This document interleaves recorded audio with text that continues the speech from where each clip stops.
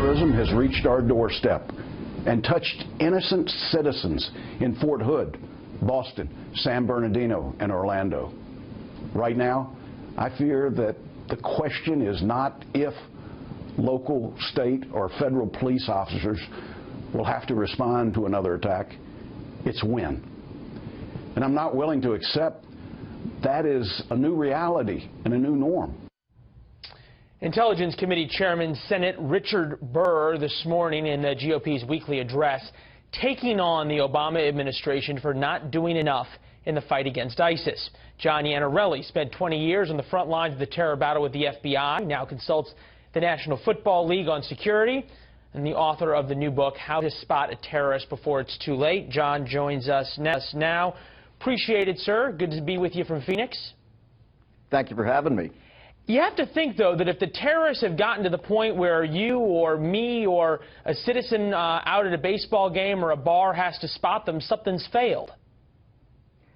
Well, yes, something has failed because certain things are not being done to prevent these acts from happening.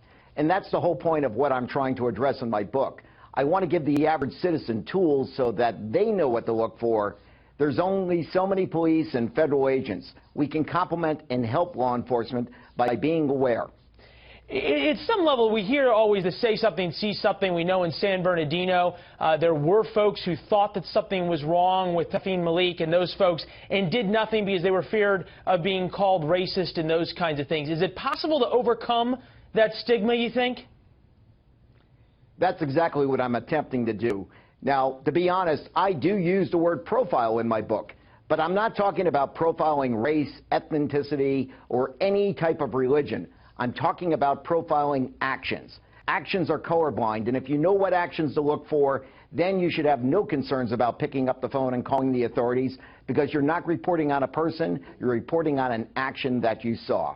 So in other words, it doesn't matter what somebody looks like. If you see something that doesn't feel right, say what it is. Give us some of those things. Well, you know, people for years have said if you see something, say something, but no one's really described what should I be looking for. That's what I'm doing in this book. So, for example, surveillance. The shooter in Orlando, people subsequently said they saw him sitting in front of the property at different times, observing what was going on. The same thing in other cases where we've seen surveillance. Or purchase of unusual amounts of supplies. In San Bernardino, these persons were receiving packages involving ammunition and weapons. As a matter of fact, certain neighbors thought they saw certain things in the garage, but really didn't make the connection and were hesitant to call.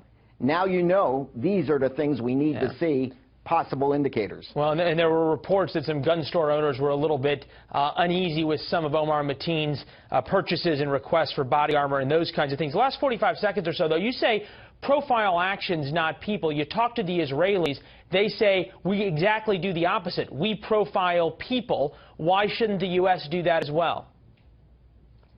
With that, you get into whole political issues of different parties and different values in the political system. I solve all those issues by looking at strictly the actions. The actions, regardless of race, religion, are going to be the same. That's never going to change. If you know what actions to look for, as outlined in the book, you'll know exactly what to report when you see it. Well, John Iannarelli, if only we didn't need to be aware of those kinds of things in our world today, it would be a better place, but appreciate you working to keep us safe. Thank you, sir. Thank you. Thank you. All right.